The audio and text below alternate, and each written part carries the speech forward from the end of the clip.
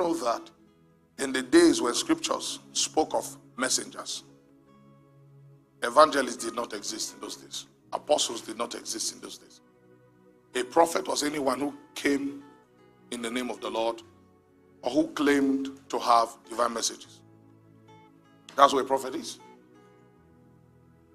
If you come and say, oh, the Lord has inspired me to speak to you people, they'll call you a Navi, a prophet.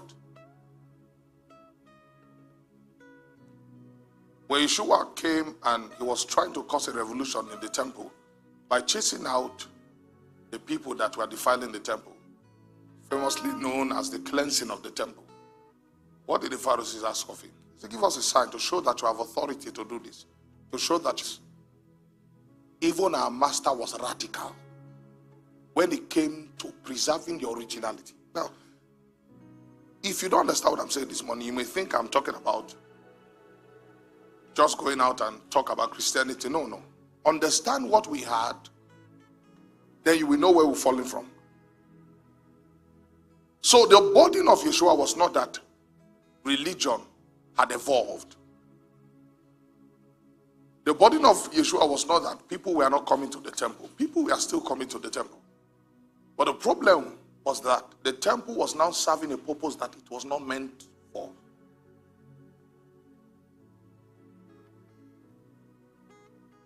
So every time the temple begins to serve a purpose it was not meant for, God sends prophets to do what? To carry out temple cleansing. Temple cleansing. When the house of God becomes a place where we now sell prayer talit, I come and say this one is Mount Zion prayer talit. God's burden then is no longer are people coming to Salem Church. God's burden becomes this man quickly from this place. Even Jezebel, that Yeshua spoke of in the book of Revelation, he said, I've given her time to repent. And since she doesn't want to repent, I'll begin to kill her children. And I will strike her with sickness. That is how ruthless God is when he wants to deal with defilement in the temple. Remember my parable when we were worshiping. It's a prophetic message for those who have ears. When Satan wants to cast a darkness, he enthrones leaders who are under the darkness. Imagine when those type of leaders becomes the ones who govern you in church.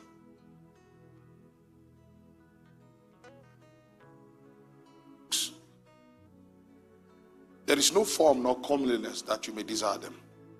They are men of sorrows, acquainted with grief. Yet the people who esteem them stricken. A small college of people, of which Salem is a part of them. You'll see people being promoted and you ask yourself, Lord, why? Why have you still cast me to the ground?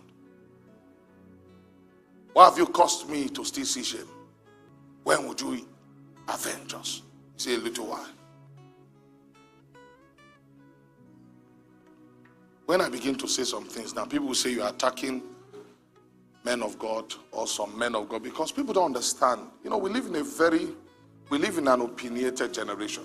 If you say one thing, they will hear it from their foolishness or their wisdom. So even you as a prophet, it seems as though you are limited.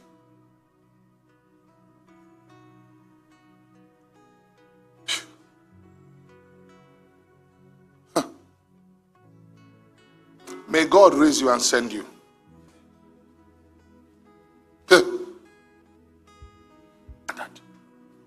6,000 people are gathered. God gives you the opportunity to cry for him. I'm trusting God. We're going to be in the UK. We're already working on it. Before end of the year, I should be there for our conference. We're not going there to tell people God the wisdom. We're going there to cry. To speak in rising. In America, both men and women were rising. It was easy to find revival everywhere. You hear of stories where people will go to streets and they'll be having encounters because of the priesthood done in those streets. The same America is now Babylon. Do you know what killed the revival? Well-tempered. God give you understanding.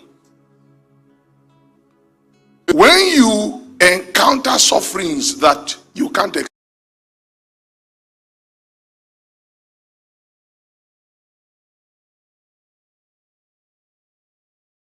or plus one, what they are saying, what are miracles for? What are the aims of miracles? To help people, to do good for people. Jesus went about doing good, yes. But yes, I cry to you and you. Boundless love, come carry me to the place where I am blessed and free, where I belong. Ay.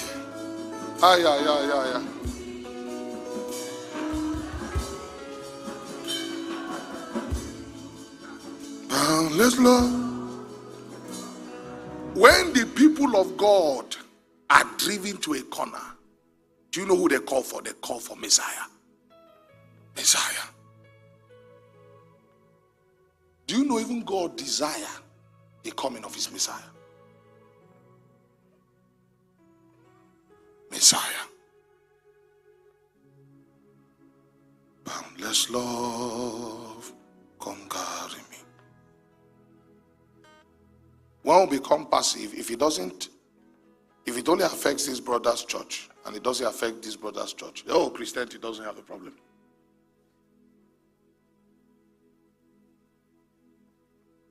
So it becomes your church versus my church. Oh, this pastor church born, it means it's not of God. Me, my church did not born.